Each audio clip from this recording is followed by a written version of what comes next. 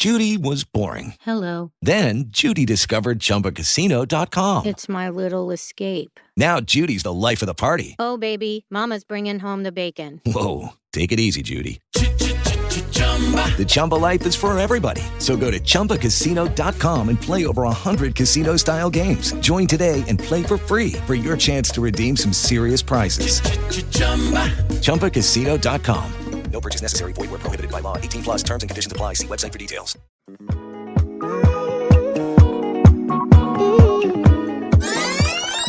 Welcome to my podcast. My name is Jackie K, and this is Sipping with Jack. On this episode of Sipping with Jack, we'll be discussing Lisa Raye's messy marriage. Girl, yes. We're also going to be talking about this new wave of relationship advice about how Black women need to struggle in order to find love, which you already know how I feel about that.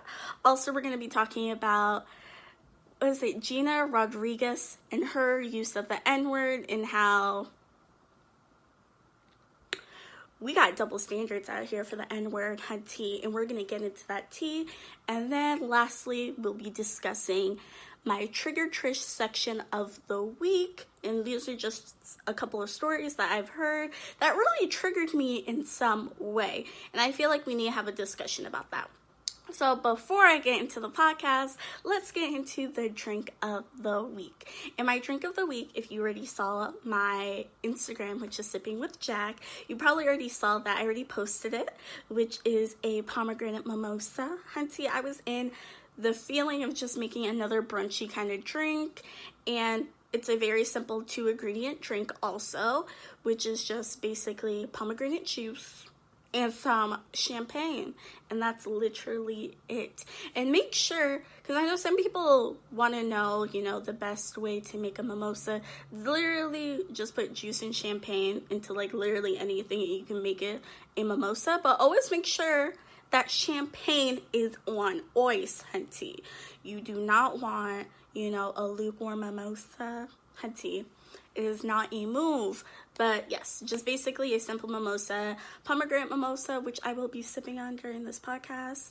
And let's get into these topics because Hunty has been gone for 2 weeks and she is ready to talk about some things. Okay, just a little disclaimer why I've been gone for about 2 weeks. I went to Vegas, and Hunty, I've been back for about a couple of days, and my body has honestly just been recovering from being in Vegas, and I don't feel like I even went that hard in Vegas, but sis needed some time, and I feel like I was able to get a lot of good stories this week and just been marinating over some things, and I'm ready to get back to it. So yeah, and I will also probably be doing a video on my YouTube channel, which is Jackie K, and I'll probably be talking about my Vegas experience, also showcasing some of the outfits that I wore. Hunty, it's gonna be real cute. But let's get into the first story. So the first story is Lisa Raye and her messy marriage. Okay, so if you guys don't know, Lisa Raye back in like early 2000s, I believe. I apologize if I'm not right, but she was married to the Bohemian. He was Turks and Caicos. Okay, so Lisa Raye was married to the premier of Turks and Caicos, and he was messy. He was a very messy man. There was a rape allegation against him, corruption all against him, and sis, during his deposition and testimony, he literally threw Lisa Raye underneath the bus as if she knew all that was happening. So that's tea.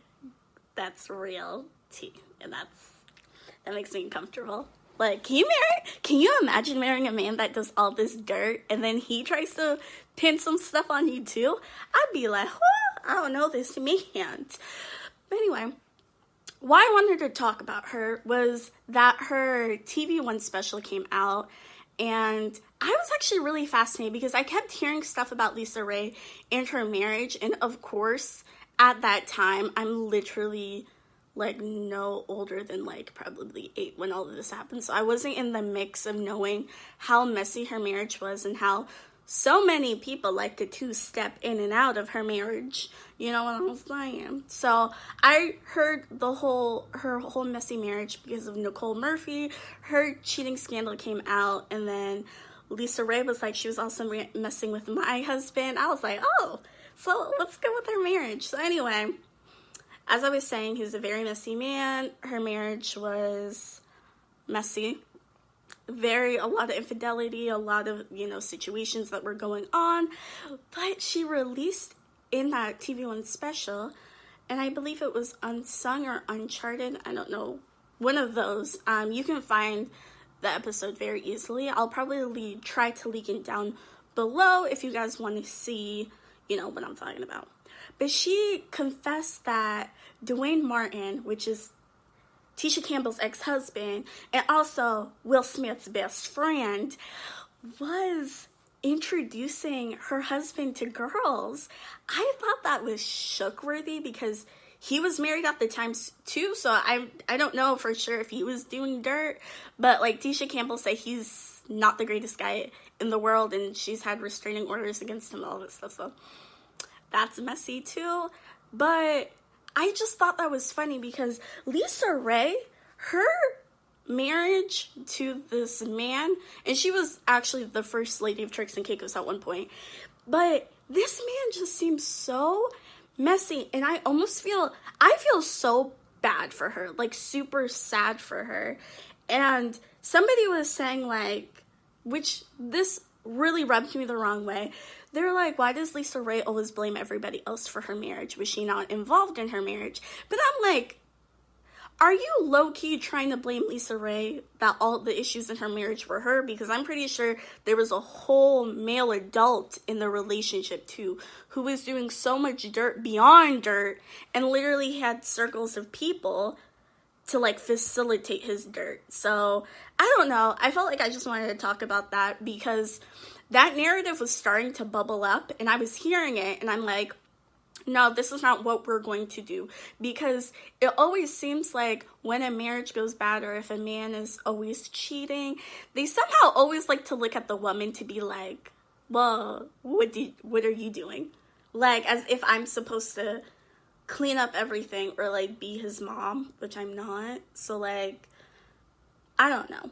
But I really feel bad for her because she says that her and Duane Martin are like literally not friends. She said F him in the interview, girl.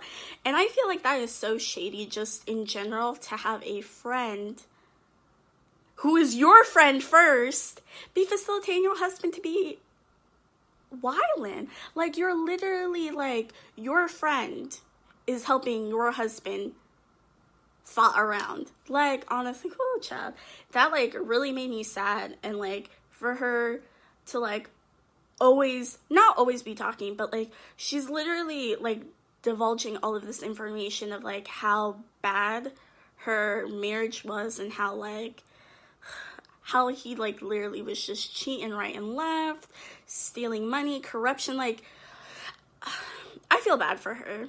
I really do feel bad for her. And I just, oh girl, I'm happy that she like, divorced him and got over it. But I feel like at the same time, honey, you need to heal, let this out, but leave it alone at the same time. And I don't know, I just thought that story was interesting. So I'm gonna push it back to you guys. What do you guys think about the whole situation? Do you think it's so interesting that Lisa Raye is still talking about how messy her marriage is? Or B, can you imagine how messy a marriage this was? Like, literally.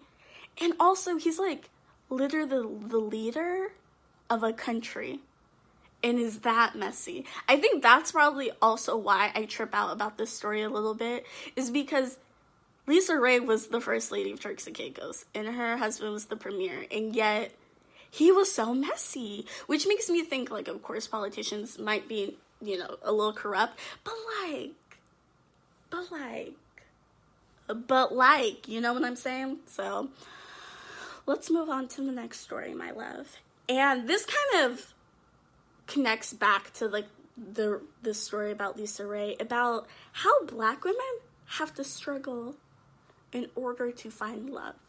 And I thought this was an interesting topic because I feel like it's been circulating for a hot minute. I'm not gonna lie.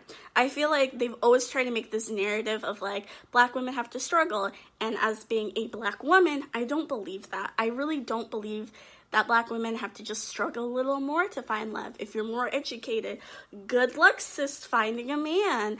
You know, this just narrative about black women and finding love and just the struggle of love and blah, blah, blah, all that stuff. I feel like at this point, I'm tired of it. Like, I'm in my 20s. Let's not, put a number on it.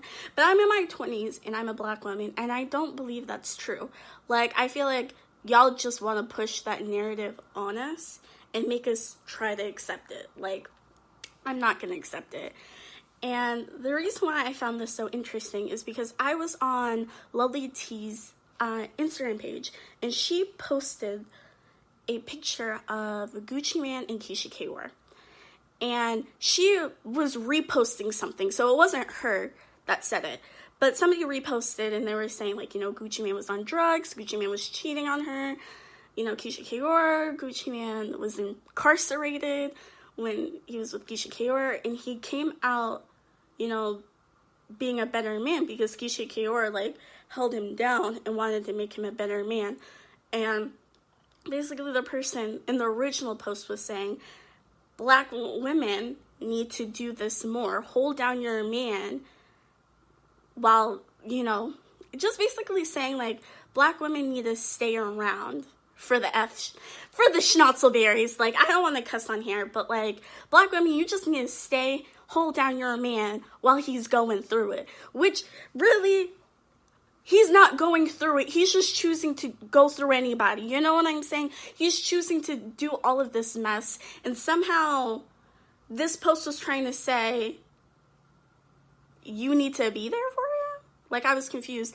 And I remember, Lovely T was stating in her comment section that, like, this is not true. This shouldn't even be acceptable, blah, blah, blah, all that stuff. And I think I'm paraphrasing, but she wasn't along with that storyline. That's all I can remember. And it made me feel personally that shouldn't even be happening either. Like, can you imagine? Let's put a real life example out here. Because, Gucci Mane, yes, he cheated. He was on lean all the time. He was on drugs. He literally got incarcerated. Keisha Kaur held him down the whole time. That's the exception to the rule, okay? Please explain to me. If I was a woman and I acted like Gucci Mane, let's be honest, if I was out here, doing drugs, being wild, being messy, cheating on my man, getting locked up. Let's even throw that in. If I got locked up, would you think my man will hold me down? No, he would not. Because he's like, you need to get your life together, sis, because I'm not here for you. And if you are there for me, then bless your heart. But, like, no, you're not going to. Majority of y'all will not be there for me. Like, I'm going to be super honest because I feel like that's the truth. So, like, for men, especially black men, to expect me to stay with you while you're doing Lord only knows is such a twisted and lopsided argument, or it's just so lopsided to favor men that it's almost ridiculous. And I feel like this narrative is just making black women feel bad. It's just always that mindset of, like, black women will never find love. We're just hard to love. Yeah, you have to have a man that's, you have to have, like, a work in progress. Like, women are always shown that, like, we're a work in progress. We like to build people. We like to build men. And I'm like, I'm not here for that. Like, I'm not here for this mindset. I'm not here to believe that black women need to struggle in order to find love. Who said that? And you know what? Who said that was a black man? I'm not even gonna kid, because all of a sudden you have, Snoop Dogg was saying the same thing, which he's had multiple side babies on his own wife. Like, he's not even faithful out here. He was hooking up with that one Instagram girl and then trying to make, like, a clout chasing documentary. I'm just saying, Snoop Dogg, I'm waiting for that documentary show. Because since you wanted to say she was a liar, and then you were making a documentary, Hunty, I'm still waiting for that documentary. Because I'm pretty sure that documentary never existed. You just got caught, sir. Publicly caught. So, just having that mindset of, like, black women, yes, you're never going to get the greatest man in the beginning, but, like, stay for a couple years. He might change. Like, no, I'm not staying here for it. Like, you got me so messed up to think that I'm just going to stay with you to hold you down. I'm probably going to be like, I'm going to raise my hand and say, no, baby, I'm sorry. I am not a parent. I am not a mother. Like, and that's the thing. We are all in our 20s. Like, for me, at least, you know, the people I surround myself with, we're all in our 20s. If you literally do not have your life together in your 20s and you feel like somebody needs to baby you, honey, you have bigger issues in your life. Literally, you probably should not be in a relationship. You need to get that together first. And if you feel like you can do whatever you want in a relationship, I don't know. Because my mind is literally blown. And I feel like this is also a ploy to, like, make the bar so low for men that, like, women can't fight, you know, that bar, that standard they have for themselves. They're like, we're men, we're gonna mess up, we're gonna do bad. And I just take it. You know what I'm saying? We'll grow up in like 5 years, but we just need you there. It's like, no, that's not a true mindset. That's not, baby Jesus. It's not a true mentality. And I'm speaking to all my black ladies, my black queens. Do not believe that you have to stay for some mess in order to find love. We are queens. Fix that crown, sis, okay? It might have just slipped, but fix it and get back on your grind, because I'm sick and tired of this narrative where men can do whatever they want, but then when a girl does something, it's like, I knew it, she wasn't the one for me, this is why I have to do all this stuff, like I can't. So, literally, also, outside of all my black queens that are listening to this, in general, women, do not tolerate men like that, because as a woman, we should compliment a man. We shouldn't complete him.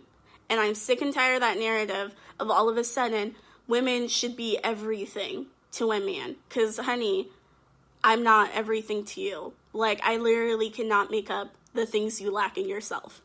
Like, at all. Anyway, let's calm down, you know. Let's get a little sipping on this mimosa. And let's move on to our next topic. And our next topic is Gina Rodriguez and her use of the N-word. I guess I had to take a quick sip because I'm not here for it. Like, I don't understand. Like, I'm literally not here. And I've never been a fan of Gina Rodriguez ever anyway. And I know some people are going to be like, well, have you watched, you know, Jane the Virgin? Have you watched that one Netflix movie? Blah, blah, blah, all that stuff. No, I haven't seen any of it because I'm literally not here for her. Like, I am not her stan. Like, the thing is with Regina Rodriguez, if people don't know her past, and I don't want to say it's anti-black, but it's definitely microaggressions towards black people. And I don't know what really has gone on with her that she feels the need to have these tiny microaggressions. And I feel like that's why people never really caught her until she said the N-word. But I diverge. I digress. That's the real word I would try to say. So let's go back to her saying the N-word. And I'll kind of bring in her backstory of why I don't mess with her and why people really shouldn't mess with her because of her microaggressions towards black people. So, Regina Rodriguez was getting her makeup done. She looked, girl, I don't know if she had the strength of 1,000 black women inside of her and felt like she could not be touched. But homegirl looked straight into the camera, said the N-word because she was listening to a Fuji song, said the N-word as if, like, she couldn't be touched Okay, this girl was like, I haven't been touched yet, so she could feel like she could do anything. And of course she made a weak apology and was like, I'm sorry, blah blah blah blah, and all of that stuff. And I'll talk about the aftermath a little bit more, but all I'm saying, she made a weak apology and basically said sorry. She was just caught up in the moment. She loves that song. She loves the Fugees. So she just felt the strength of saying any word. And this is also another PS announcement to everyone that's not black. The N-word's not for you. I'm going to be super honest. The N-word is not for you, and you should not be even saying it. I don't know why everyone feels the need to be a part of this elusive club of using the N-word, being cool, or any of that stuff, because it's not cool. Do you know that the N-word is a derogatory term towards black people, or no? Because I'm waiting, because y'all be using it as if it's not. And I was actually reading an article that was very fascinating, and they argued the fact that if every person, like all these people outside of the black race and black community that use the N-word, why don't you guys use derogatory terms to say friendly things towards each other? Like, why aren't you, because everyone wants to say, oh, the N-word, I thought it meant like a friendly term. Oh my goodness, sometimes I like want to roll my head, because I'm pretty sure we all had Black History Month in school. We literally probably all saw the Ruby Bridges story. We probably all saw how slaves were treated. Like, so please mind me with the BS. Please miss me with it, because I don't understand why all of a sudden everyone's like, well, I thought it was a friendly term. All I was just saying, I wasn't saying it to be derogatory. Like, I wasn't trying to say it. But, like, you know the gravity of that word. So, like, if you tell me you didn't know the meaning, you lying to yourself. Okay, that's all I'm saying. But let's get back to the story. So, she gives out really weak stuff. And that's what I was trying to, say. And basically, after she said the word, people were like, oh, no. And then she does the apology, and people are like, no, still. And then RZA from Wu-Tang Clan, which I think I'm going to get in trouble from quite a few Wu-Tang Clan fans. But RZA ain't really for black women. And I say this, and I know people are going to be like, whoa. But remember when, I know, people are going to be like, sis, hold up, because I have to make a disclaimer, because y'all are about to snatch my legit wig right now. But my disclaimer is that, listen to what I'm saying. But the story is, I don't believe RZA is really for black women, because when the whole Azealia Russell Crowe situation happened, and yes, Azealia Banks is literally probably the worst person in the world. She is very trash. I know it. I've even talked about her multiple times on my podcast. I don't feel like she is a sufficient person. Like, wow, that sounded like actually really mean. I don't feel like she's nice. Like, she's literally, there's something inside of her that she just has to be mean. Like, there's literally nothing else that, like, I can take away from her besides, like, she's mean. Like, she literally has hate in her heart. Like, that's all I can say. But this was before like she really spewed her hate. So she was just an up and coming star, you know what I'm saying? So she was having dinner with Russell Crowe, and then something happened, and then Russell Crowe like hit her, or like Russell Crowe actually has a legit temper. So I get confused why people like kind of forget that. Like, I don't understand. Maybe, you know what, I'm not going to go there because that's not my podcast topic right now. But for men who have outright temper tantrums at the age of like 40 and plus, you have anger issues. Like, you need to fix that, baby girl. Like, we're not standing here for like, oh, he's just passionate. He knows what he wants. No, he's being aggressive and abusive for no reason. Okay? I'm not here to be like a baby. See, that's the thing. I'm not here to baby people. Like, I'm really not. So I'm sorry if I come off harsh. But like, sis doesn't care anymore. So anyway, so basically Russell Crowe, yeah, he hit her or shoved her out of the room. I don't know. I don't really know what happened. All I know is I feel like I kind of believe Azealia Banks. I feel like he was just beyond aggressive, and a man versus a woman should never happen.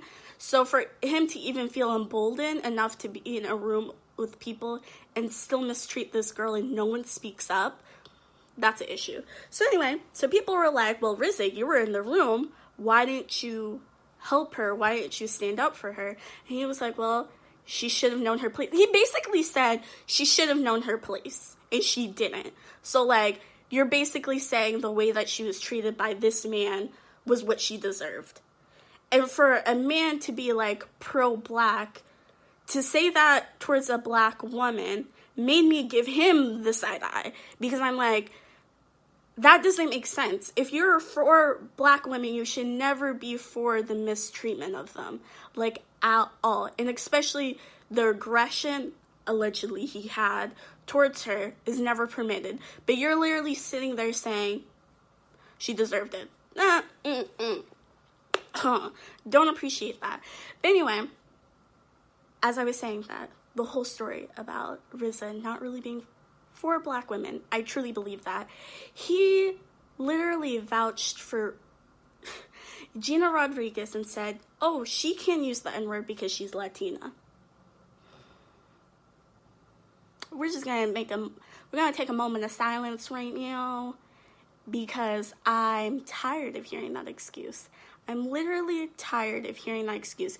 And you know who's only saying that excuse? Black men. Sorry, I'm gonna call you guys out. Because somehow you guys keep giving passes for these people who don't clearly get passes.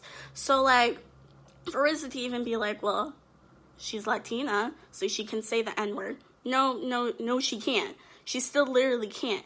And I remember that whole Yes Julesies, I think that's her name, where she was a white girl and she was saying the N-word. And people were like, girl, you can't say the N-word. That's offensive. And then black men were like, well, she struggled. Yeah, that's another moment of silence for us because I'm confused. Because we can't keep picking and choosing who can use the N-word. We need to pretty much stay consistent with this because I feel like this is why people are probably getting emboldened to just keep saying the word and not really get vouched for it. Because we have other people on this side of the black community saying, oh, sis, you can't say it. But then we have other people who are prominent in the black community that are seen as prominent in the black community, especially Rizzo from Wu-Tang Clan. Wu-Tang Clan? Wu-Tang Clan? I apologize. My mimosa's kicking in right now. But for him to feel emboldened enough to say, oh no, she's good, she's fine. That it's like, then who can't say it? Like, if this white girl can say the N-word and y'all are saying, well, she struggled, so she can use it. And then you have this Latina girl being able to say it, but it's like, well, she's Latina, she can say it. Then please explain to me, maybe I'm confused, who can't use the word? Because clearly, I feel like at this point now, we're all saying, well, if you struggled and you're a person of color, then I guess you can say it, which I don't believe that. And I know this podcast is getting a little, controversial and all that stuff and very outspoken, but I feel like I need to speak about these topics because it's almost, I just want people to hear how it don't make sense. Like, make it make sense for me almost because it's not. Like, I'm honestly a black woman and I'm confused. Like, I will always stand with the idea that you cannot use the N-word. But, like, if I have all these conflicting people, these conflicting facts, or these conflicting comments about this stuff, that it's just like, baby, we need to make it make sense. Like, right now, make it make sense because it's clearly not making sense. And we can't be cute out here to be like, oh, well, this person kind of, like, said it, but, like, they can pass. But this person said it, burn them. I'm like, why do they get a pass and this person doesn't? Why does this person get a pass?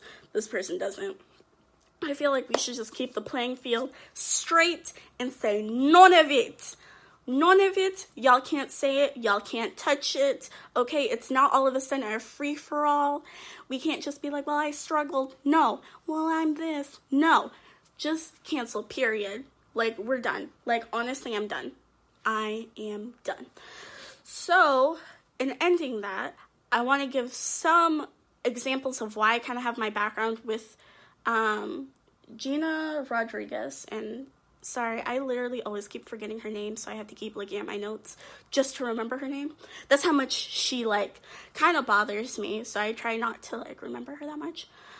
But the one example I remember, well, there's two examples that I have that I'm just like, nah, we're not about it. She made the comment of, you know, when Black Panther came out, which, sis, was a movement, hunty, was a whole lifestyle, which was a whole, like, meal and a half. It was a whole buffet.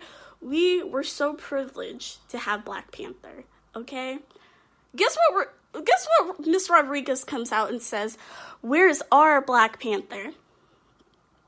I get what you're saying, sis, and I completely understand, but this is not the moment. Literally, this is not the moment for you to say that exact comment or statement right now.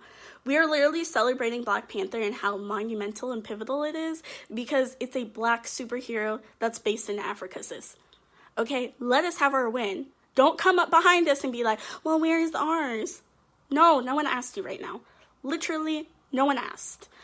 And then also the second thing was her second microaggression was I remember watching an interview, and this was like the interview that I was like, yeah, she done for me, because I was about to watch that Netflix special that she was in, and then I was like, yeah, nah, I was on the line with her, because I was like, maybe that was just a mess up with her, because she did other stuff. I was like, maybe it's a mess up, but then when she said this, I was like, nah, you have microaggressions towards Black people, and it's clearly evident, but some people don't seem to catch it. So, besides the point. They were in her interview with, I literally cannot remember her name. I think it's Yair? She's the girl from Blackish. And she's also the lead actor on Grownish. So, she is that beautiful brown skin girl, melanin queen, honey. And I remember they were doing an interview because I believe they were in a movie together or a TV show. I don't know what they were in. And the interviewer was like, you know, I'm so happy to see you. He was talking to the actor from Grownish. He was talking to her and was like, you know, we don't have that much Black girl representation. Like, literally speaking and praising her. He's like, you know, Black girl magic, all of that stuff. And Miss Rodriguez comes back, literally interjects and saying like, well, it's all women. And he like literally looked at her. The guy who was giving the interview looked at her. He was like, yeah, but I'm talking about Black women right now.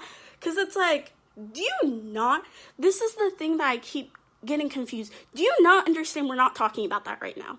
Like, that's that. And I think when I saw her say that, I was like, can we not have a moment with you coming in the back of it and be like, no, it's all women, which I completely understand, and not trying to get there about, you know, all of that stuff, but no, this is not the moment to say that stuff. Like, literally, he's praising her, talking about representation in media. We weren't talking about that right now. We were literally not talking about that, but you felt the need to say something about that, which makes me feel like she's just showing her true colors with those little microaggressions that she has, where it's like she literally has to blurt out how she feels. Like, literally, can we not have a Black girl moment? Can we not have a Black girl magic moment? Can we not have a Black people magic moment without you saying something behind it?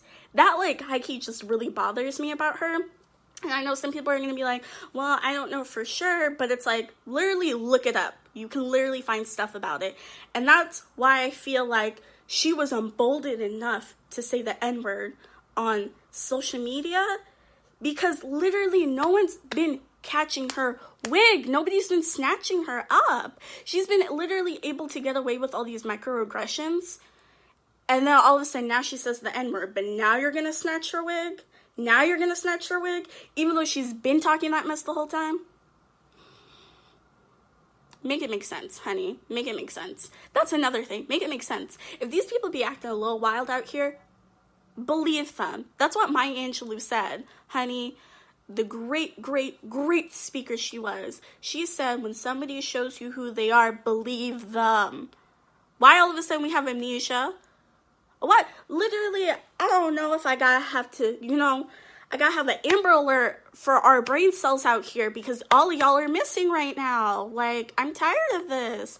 I really am tired of this. But anyway, I know I'm gonna calm down a little bit. I know most of all of the stories I've been talking about are, you might say I'm a little heated about it. Might be a little off the cuff about it. But actually, today is the first time I did a podcast without really having a scripted, like, outline. Yeah, I didn't have a scripted outline. I'm kind of just talking and just going off the cuff because I feel like this is more natural to me, and you guys can be able to see my personality a little better than me, like, literally reading articles and reading my little notes. So please let me know how you guys like this format. And I know, as I said, I was pretty passionate about everything. And then, honey, I haven't even gotten into my Trigger Trish section of the week. You know what I'm saying? So just get ready. I'm going to give you guys a second to cool down because we're about to get into my Trigger Trish section of the week. And these are two stories that I kind of wanted to talk about. And I'm going to be super honest. I didn't really want to talk about these topics because I personally didn't really know how I felt about them. I felt like I almost needed a concrete argument to kind of discuss it. Not even an argument, but a concrete, foundation to build my thoughts on. And I still feel very passionate about them, and that's why I made them the Trigger Trish section. But I know some people, they're going to lean one way or the other with these topics. And I know that for sure. So we're just going to dive into it and we're going to kind of see how everything goes. If you feel some type of way, let me know. Let me know in the comment section because I really want to get this discussion popping. You know what I'm saying? And just be able to open up the floor to see other people's mindsets about things. Because I certainly have my own opinion. That's why I have my own podcast. But I want to see how other people feel about it because, not gonna lie, I surround myself with people that kind of have the same mindset that I have. So for me, I want to see, what other people think. So the first Trigger Trish story of the week is Basketball Wives. Yes, hunty. I know it's been actually a minute because I feel like I heard about the story before I went to Vegas. But then I didn't want to talk about it because I kind of still wanted to see how it rolled out. Because, if you guys didn't know, so Basketball Wives literally got in trouble because of colorism, racism, all of that isms. And because of Evelyn and her ratchet mouth. And somehow she never wants to be quiet about it. You know what I'm saying? And her personal attack towards OG, who is a black woman. And she basically put a monkey emoji on Instagram, I believe. And people were like, yo, sis, that's racist. And then she was like, nah, it's not. But it's like, sis, it is. Because the connotation of putting a monkey with any reference to a black person. You know exactly what that means. And for people to be like, well, I didn't know. Were you not here for the whole H&M debacle where that little kid wore the coolest monkey in the jungle? Like, if anybody wants to say that they didn't know, y'all are living A, in a box, B, in the dark, or C, y'all are playing yourself and y'all like to lie. Pick one of them. So anyway, for OG to be taking all of this colorism and taking all these microaggressions towards this other cast of women literally just set me off that I, being a dark-skinned woman myself, it's just this is true. Colorism does exist and racism does exist, and it doesn't necessarily have to be from other people. It can literally be close proximity people to you. And it just blew my mind because I remember watching a little clips and pieces of the reunion, and they had Mark Lamont Hill on. He was basically the mediator or the host of the reunion, which I feel like y'all know. And I know some people are like, well, Lamont Hill, you know, he's on CNN. He's a very smart, well-spoken man, you know, went to HBCU, like, all that stuff. He can be able to speak. But there's a point that you knew this wasn't going to work. Because Lamont Hill, pretty sure he just kept it very neutral. He didn't really discuss anything. He didn't even, like, hold anybody accountable. He, like, literally was there. Like, he literally just took air. Like, I was just like, what are we talking about right now? Because we aren't talking about the true fact about colorism, because y'all put OG in a separate room because you were saying she was aggressive. I'm pretty sure everyone on that cast got into a fight with someone, right? But OG is the aggressive one that has to be in the other room. If that doesn't sound like colorism and racism, I don't know what is. I really don't. Like, please explain to me. And when you try to explain it, please come correct to me, because it is not fact. It is not truth what you're trying to tell me, Hunty. Like, that was some messed up stuff. And I get so heated about it, because it's like you can literally see it's laid on thick, like thick, with 2 C's, maybe even slap a QU in it, girl, because that's how thick all of that stuff was. And I felt so mad because Lamont Hill didn't even, Mark Lamont Hill, he didn't even discuss anything. And, like, you can't have a discussion about racism and colorism against someone who's not even in the room. Like, that's also the other issue I had with Basketball Wives. It's like, the person who is the victim of all this stuff isn't even put in the same room. So how is she supposed to talk? Like, how is she supposed to have a discussion? Like, oh my goodness. So I was just kind of mad overall. And then, like, OG is getting sued by Evelyn because she was like, oh my gosh. Girl, I can't even say this with a straight face because it's that comical. Like, Evelyn is such a bully. And she literally harasses people. Like, I'm not even saying that to be nice. She harasses people.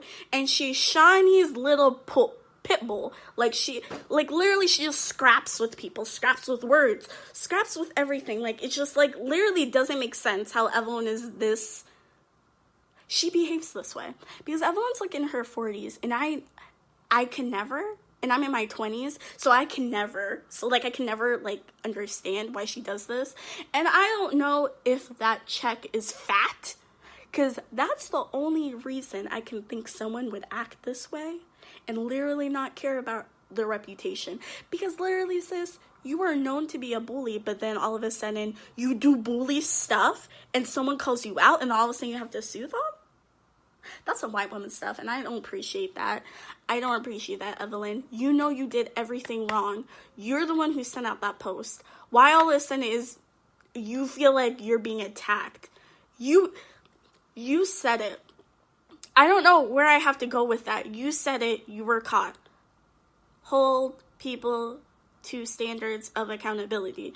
Like, yet again, make it make sense, sis. Make it make sense. So anyway, I was just like, I'm over. Like, I wasn't even really ever watching Basketball Wives, but just hearing this and hearing all of this situation, I was just like, yet again, this is why I don't watch reality TV in that way, because reality TV ain't really reality TV like that. Like, y'all are just so shady, so messy, and I don't appreciate it, like, at all. And I don't appreciate how OG was treated. OG is a beautiful Nigerian woman, and she should be treated as a equal, not, that's all I'm saying. So I want to see how you guys feel about the whole Basketball Wives situation. Do you feel like, you know what, I ain't even gonna ask that question because Evelyn ain't even right. Evelyn dead wrong in the whole situation. But do you think that they should have handled the reunion better? I think that they could have, but I don't think they knew how to, because I feel like it was never really a problem until it was called out. But the thing is, I always knew that there was an issue with colorism and all that stuff on the cast, but I feel like someone actually pointed it out publicly, and then they were like, oh gosh, oh my goodness, we have to deal with it right now. And they handled it so poorly that it's almost like eye-roll worthy, not even comical. Like, I can't even say it's comical. Evelyn behavior after is comical, but literally it's not comical because this is actually real life. And, like, it's true. And, like, for them not to be able to recognize that almost blows my mind. My mind, honey. And then the last Trigger Trish story that I wanted to talk about was Meghan Markle and, like, the whole royal family, her Prince Harry, Prince Albert. Like, this story kind of makes me sad because I was watching an interview on BBC today. And yes, your sis watches international news. I know, some of y'all be shook, but your girl is international. She likes to read. She likes to know what's going on. But I remember watching an interview, and she was basically talking about how, like, nobody really asks her if she's doing okay, or, you know, how it feels to be a newlywed, also a new mother, and, like, borderline everybody overseas in London be racist. And I know some of y'all are going to be like, no. Do you not remember the newspaper that posted that her, like, when she gave birth, they posted a picture that Prince Albert will be a monkey, like, see, this is what I'm saying, like, literally, if you don't think, oh my gosh, I have so many examples I can pull out, where literally black people are referred as monkeys, but people don't want to acknowledge that that's true. Like, make it make sense. The racism, oh my gosh, everyone, my little brain is almost about to stop. It's spasming right now, because I don't understand how people still don't get the racist undertones of that. Whew, let me bring it back, girl. Let me bring it back. But, like, just watching that and her talking and, like, the whole debacle of, you know, Prince Harry and Meghan Markle, you know, suing British tabloids for tapping their phone. It's just, like, it's beyond hard for her. And I was like, this kind of makes me sad because I don't remember, you know, Kate Middleton going really through anything. And I feel like maybe just Kate Middleton is a little more subdued. Like, she doesn't have to, like, you know, she doesn't really talk much. Like, I don't really feel like I hear her talking. But, like, Meghan Markle is a very strong, independent woman. You know, she's not, let's just be honest, the elephant in the room, she is half black. So I feel like that's one of the issues that the royal family has. But, like, I don't want to say necessarily the royal family, but I feel like people overseas don't really know how to handle that or compute that. Maybe let's just say they don't know, it don't compute to them, so they feel like they can just say anything or do anything, and she can't really say anything or do anything. And I feel like that kind of just hurts, because it's like she's just going through so much right now, and just watching her be like, it's hard. And I feel like I watched and I was like, this woman's just broken. Like, and, like, that kind of hurts me to see, because I really forgot all of, like, not, like, forgetting, but it's just, like, how hard can life really be? Like, you are a princess, sis. Like, you are living your best life. You have a fine man, okay? Prince Harry, fine, okay? A whole meal. Like, and you have, you know, a beautiful baby. Like, I'm just like, you know, you get to travel the world, like, all that stuff. And then I realized, Jacqueline, you literally forgot how messy her family is. You literally forgot, like, the racism her own, you know, Prince Harry's family had kind of towards her, and, like, the racism, you know, through media. And, like, now they're exposing that, like, Kate Middleton and, you know, Prince William don't really connect with them. It's just like, dang, sis. Like, it's hard. Like, it's really hard for her. And just watching her literally talk as if she's broken broke me. And I was just like, yo, this isn't fair, like, anymore. Like, this isn't. Like, Kate Middleton, the most she gets is that sis wore the same trench coat the fourth time. Like, they're calling Meghan Markle, like, the separator of the whole royal family. Like, they're coming for her neck, and I'm like, dang, this is hard for her. So I feel like, you know, I'm going to send my thoughts and prayers to Meghan Markle, because it was announced that they're not going to be doing any royal things during, you know, winter or the month of December, because they want to travel back to the U.S., you know, split both of their times, you know, between countries because, Meghan Markle's from, the hood. I think she's from Compton or Crenshaw. But, like, she's from California, that she has the right to go back and visit. And I feel like people just don't get her. And I feel like it just makes me sad. And if you guys could hear that sound in the background, I was putting lotion on my arm, so I apologize if it sounded really loud. But yeah, so yeah, I guess I'm just gonna leave you guys with one positive note, because I know everything was kind of particularly heavy this week because your sis has been gone for 2 weeks. So she just wants you to know, like, just show up to things. Like, be there, be positive. And I feel like I only got this message because I was listening to Dr. Brene Brown's interview the other day, where she was like, people can't come at you for doing things because you're actually doing things. So, yet again, just show up, do things, because the fear of you not doing it and the fear of you thinking that, others can say things about you, just understand, honey, you in the arena. You're doing what you said you were going to do.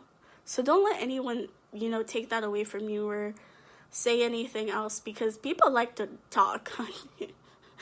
People like to talk, but people can't really back it up. So just know that. Just show up. Do whatever you want in your life. Just know that you always know that at least you did something. So I'm going to leave you guys there. And let's get the comment section, popping.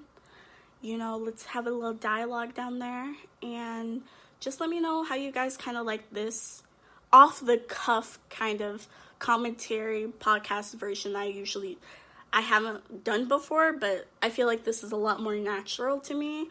So, but if you guys like anything else, please watch more of my podcasts. They're available on all streaming platforms, except my last podcast, which was just a live version, so it was available on YouTube and Speaker app. Also, follow me on all my social media platforms, which will be linked down below, and you can be able to find my recipe of the week on my Instagram profile, which is SippingwithJack. And if you're interested in any more drink recipes, please check out www.sippingwithjack.com. And I hope you guys have a lovely week. And just keep positive, y'all, because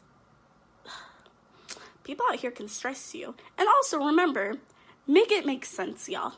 Make it make sense. So I'll see you guys later. And don't forget to keep on sipping. Bye.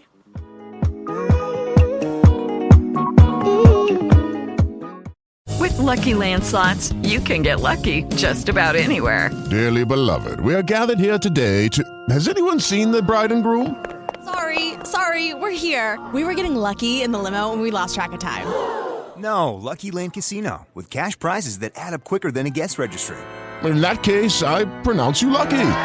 Play for free at LuckyLandSlots.com. Daily bonuses are waiting. No purchase necessary. Void where prohibited by law. 18+. Terms and conditions apply. See website for details.